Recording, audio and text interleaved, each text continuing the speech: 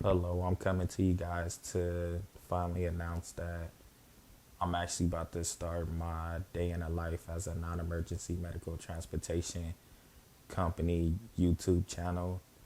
The reason why I've been wanting to do this is because I've been working in the industry now going on 9 years.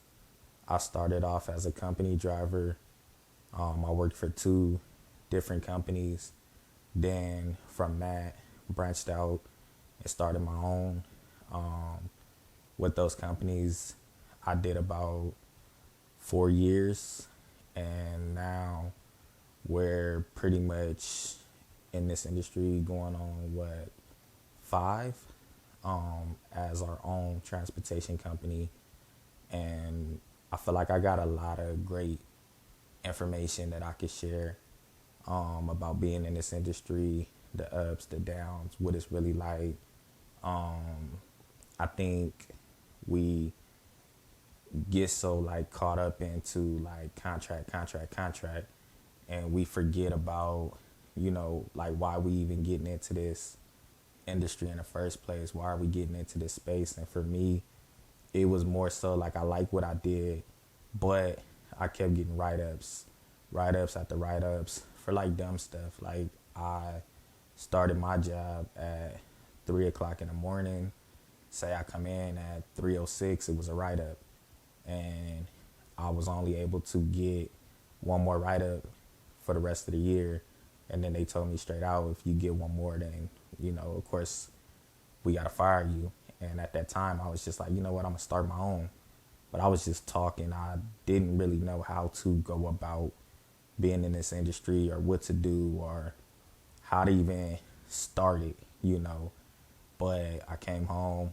I told my fiance, you know, I think we should start our own company. And I felt like it took a lot of research, a lot of research, which is why I ended up going to work for the other company, because I wanted to learn the two different ways of how to do it in this industry, you know. And then once I figured out how they ran things, how the other company was running things, I took those strategies and I kind of put a twist on our own and told myself, like, you know what, from here on out, like, it's over. We went, got our first vehicle, which was a 2002 Ford Windstar. Nothing fancy, just a regular van. I feel like a lot of people now, they're going more for like, they want the fanciest van because of the look, the this, the that. I feel like as long as the equipment is up to par, the vehicle is running right, it's a wheelchair van. And depending on what contracts, because I know if you go insurance based, they're going to want a certain year, you know. And I took what we had and I made work what we had, and then we jumped from that to from the 2002. We ran that van to the ground, then went out, got the 2016, and then we got two 2010s. They're all wheelchair vans. And the reason why we went wheelchair vans is because at the time, when it was time to go get our permits, the city told us straight up, if somebody call you guys and you running just a car and you can't service them, then like basically you're at a high risk of getting sued. And they told me straight out like they wouldn't recommend for us to do that, and to just take the time to get the van and like do it the right way. So that's kind of how we did it. And from that, I just want to say like this industry is going to be a lot of ups and downs. It comes with a lot of ups and downs. Nothing that you really want in life is going to come easy. You have to work for it. You have to be willing to put in the work. You got to be willing to put in the time. That 2002 Ford Windstar, we had that van, I want to say probably like a year, maybe 2 years. Probably, I think I want to say like two. But like we really ran it hard for about a good year until it went out, you know. And I feel like we see all these companies. You know, I came from working from two big companies, and we get to a point where it's like, I want that. But we got to understand that, like, in this industry, you really don't want to make like big mistakes that's going to cost you. You know, we've seen a lot of businesses and a lot of companies come in this industry, and a lot of companies go right back out. You know, it's something that you want to do it, you want to gravitate to it, but give yourself the time to learn, you know. So for me, like, in the purpose of even coming out and speaking of what it is we did and how like we grew, you know, and just showing like that business lifestyle, for us, like, we really don't even take trips. Like, you would think that, you know, being in this industry and going in as our own like business for 5 years, that we would take trips. We don't really take trips. We book most of the time. It's a lot of ups and downs, a lot of go early in the morning, late at night, you know, dialysis patients, cancer center treatment patients, patients going for orthopedic appointments, you know, you name it. We doing it. Family events on the weekends. We only got now just one day off, and that's Sunday. That's the only day that we take off is Sunday. Every day other than that, we working, you know. And I think, like, just to give like people like a better insight and a better understanding of the non-emergency medical transportation company and the industry, I'll be able to share a lot of great things with you guys as long as you stay tuned. You know, we took what we had, which was that the 2002 van. And when we built our company, we never went insurance based. We went after all private pay and bill facility. And we went from, at that time, I want to say maybe like 1 to 2 facilities that was messing with us like tough. And then that turned into like 20 something, you know. And it even with that, it's a journey, you know. Growing before your time, trying to take as much as you feel like, because you want the money and you want this, but you doing that, you're gonna make a lot of mistakes. And I learned now, after being in this industry so long, like, to just slow it down, you know, not try to be such in a rush to just take. We got to a point where it's like, we got to make this business make sense for us. And how can we make this make sense? You know, it's a lot of people coming in the industry right now, $20 trips, $30 trips. And, you know, I don't knock it, but I just feel like, given the fact that like the insurance costs, or what you're going to pay monthly, given the fact that when these vehicles go out, you know, you still got to get that like taken care of. And, you know, like, these bills, they ain't cheap, especially when people start seeing logos on the side of your van. You got to find trustworthy mechanics. So much, you know, this industry comes with so much, and it has a lot to offer for the people who really want to sit down and really buckle down and say, like, this is what I want to do. You know, we got a lot of people wanting to get in the industry. They're not even putting no time into it no more. Nobody want to study, like, to like just study the industry, see what it is that, like, do you want to be private pay, bill facility, insurance based, and get most of your clientele through the brokers. Like, you got to really figure out what niche you want. You know, you got to understand that, like, in this industry, like, some people, like, it's just money. And that's what's driving them. But understand, like, these is people's lives. When you put people in that van, these people are regular, normal people with lives. Grandmas, grandpas, cousins, uncles, brothers, sisters. you name it. So when you getting into this industry, it has to be something else that drive you more than just what you feel the income ratio or whatever that may be to you, you know. I feel like one of the biggest things with even building and getting in this industry and getting so big is like people want to work with the people that they could trust, you know. So if they could trust you, yeah, more contracts come. If they could trust you, yeah, you'll have more repeating customers.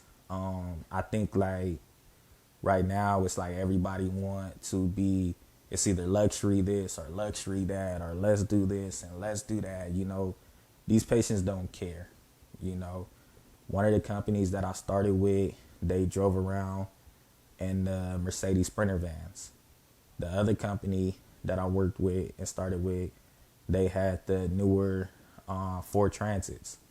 You know, the only thing that I would ever hear people say is when I picked them up in the Mercedes Sprinter's van was, oh, it's a Mercedes, this van is nice. But then you go pick somebody up and you in the Ford Transit and they'll say the same thing. This is a nice van. We got all Dodge Grand Caravans, and with the Dodge Grand Caravan, as long as we keep the vans up, we keep them clean, they ride smooth, people not jumping and bouncing all around the van. You drive nice, what people say, this van is nice.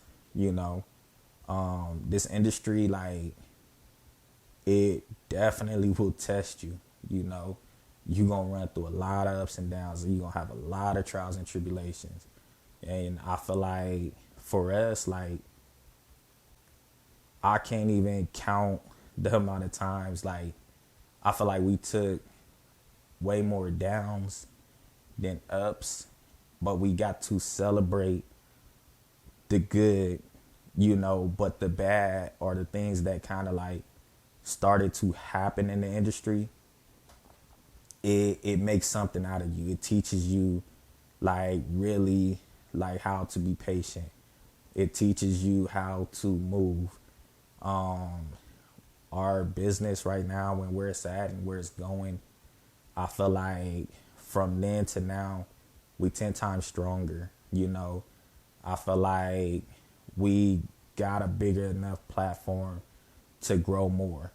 But, you know, I believe in trusting in God. I believe in now, like, wait, you know, wait until that time is right.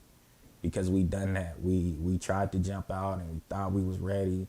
And then things started just like spiraling. And then there was times where it's like, okay, we pulled back. And then it was like, okay, like, good thing we didn't do this and we did that. You know, it's good. Sometimes, like, in this industry, you watch a lot of people and they look at you more so as competition instead of like, this is somebody that I could work with, you know. And I just look at a lot of the situations like, instead of envying one another in this industry, it's better when we work with each other, you know. You can't take every patient. I can't take every patient. 98% of our clientele base really is, I want to say, wheelchair, you know. But even though 98% of our clientele base is wheelchair, we work with companies that do gurney, you know. When we do have the ambulatory patients, we'll take the ambulatory patients. If we can't take the ambulatory patients, we got other companies that we call on and we work together. You know, a van go out that day and you might be stuck. Instead of like, oh, well, I'm going to look at this person like this or look at that. You know, it's like, hey, man, can you please help me out and come get this patient for me? You don't want to stick patients with a long wait time, you know. This channel is going to be good. It's going to be based off a lot of real things in the industry. The same way we gained contracts, we lost contracts, you know. Everything is not always cranked up or amped up the way that we feel or the way that we want for these things to be. You know, sometimes you may be doing everything that you're supposed to do, but even though you're doing what you're supposed to do, on the other hand, like things ain't running the way it's supposed to be running. Patients might not be ready, so you got another patient to go pick up, but that nursing home ain't as understanding as the one that you waiting at right there, and they're waiting on that patient. It's a lot of stuff that I feel like needs to be learned, need to be talked about. It's more than just like the aspect of like how much can I make in one day. It's really, to me, like when you get into it, I don't care if it's the non-emergency medical transportation industry. I don't care what industry you get into. You gotta have like some type of passion for what it is that you do. You gotta drive that factor of like, I'm here because I care. You know, um, it's a lot of businesses that started when I first even started working in the industry, and I can honestly say like they not here no more. You know, um, too many companies try to get too big before they time, and they looking at you like, why you not like moving on the same thing that I'm moving on? But you gotta understand, like, when you bidding for a contract, imagine how many other people is coming behind you bidding for that same contract. You know, and when you doing certain things, whether it's a nursing home, whether it's the insurance broker, somebody always gonna come out cheaper. Somebody always gonna come out and do something that maybe you not doing, or provide a service that maybe you not providing. So at the end of the day, like, the quality that you bring to the industry is what's gonna keep you here. You know, learning when to slow it down and knowing, okay, now it's time to pick back up is what's gonna keep you here. But just being on go, doing a lot of busy work, trying to look like you bigger than the next company, looking down on companies because you got this vehicle, they got that vehicle. Like, it's so much stuff like that you can do that will put you out of business. I feel like once you get to a point where you get to learn the companies in your neighborhood, learn the people, like, okay, this person own that company. Okay, yeah, I know the owners over here. I know the owners over there. I know them. Okay. Once you get to that point, then it's like, okay, everybody kind of holds themselves to a certain accountability. So like, the same way you don't want to see them fail, they don't want to see you fail. People call on you, they check on you. Hey, how you doing? How business going? But you don't want to come in this industry thinking that you better than the next person, because it will kill like the whole motivation that you had into getting into this. Because one day your van will go out, and one day that same company that you was looking at, they're going to hit you for a ticket. How much is this trip gonna cost? And it might be a price that you may not be willing to pay, or that you may not be able to be afford to pay. So you want to gain good relationships in this industry. So it's a lot of stuff that with this channel, I'm gonna come on, we're gonna talk, we're gonna have conversations. Probably never inside the van. It'll probably always just be like here, chill, cool, nice setting. I try to keep like the patients like that. That's very private. Like, we can't be out here transporting, putting patients on camera. The places people go, like, these things to the patient and of course to us, like, we got to keep that confidential. So like, you'll never really see too much of that. I'm not saying that I would never record in the van, because I might have a day where I could do that, but you won't really see it too often. So if you ever wonder like, well, this dude say that he in the industry, he say that he, why is he never in the van? You probably won't see too much of that. I'll just be honest with you straight off the bat.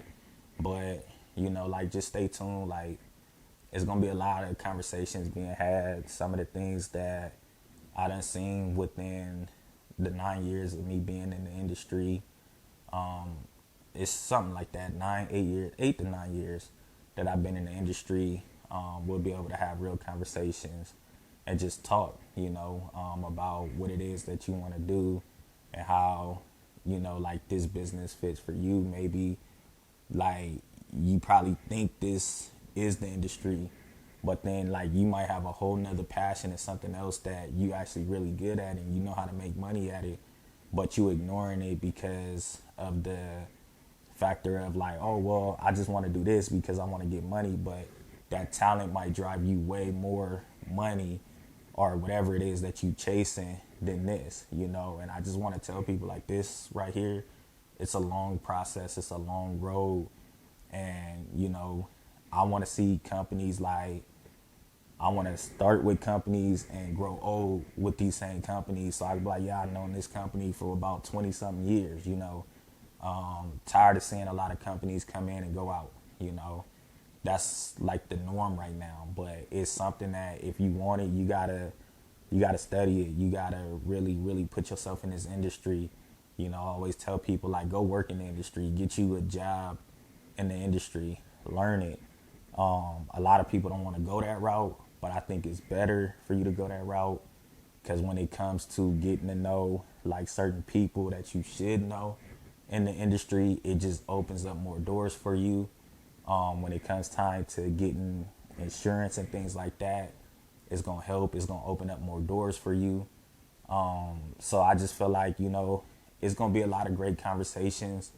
But when it comes to contracts and how to get contracts and how to do this and how to do that, I'm not a lawyer. I'm not trying to put myself in no situation to like throw like that type of advice. I think like if you get it, you get it. If you learn how to read between the lines over time, then you learn how to read between the lines and you know what to do. Because when we came out, there was no information, no YouTube videos even being spoke on like within this industry. Everything was like you had to like really put your head down and try your hardest to see where you can build, see where you can go, see who you could talk to. And it's going to be the same, but it's going to be a lot of like just talking about like the industry and, the goods, the bads. Yeah, you're going to have good times. Yeah, you're going to have bad days, but it's going to be a lot, and it's going to be a lot to learn. So I just say stay tuned. God bless and have a great rest of your day. All right. With that being said, have a good one.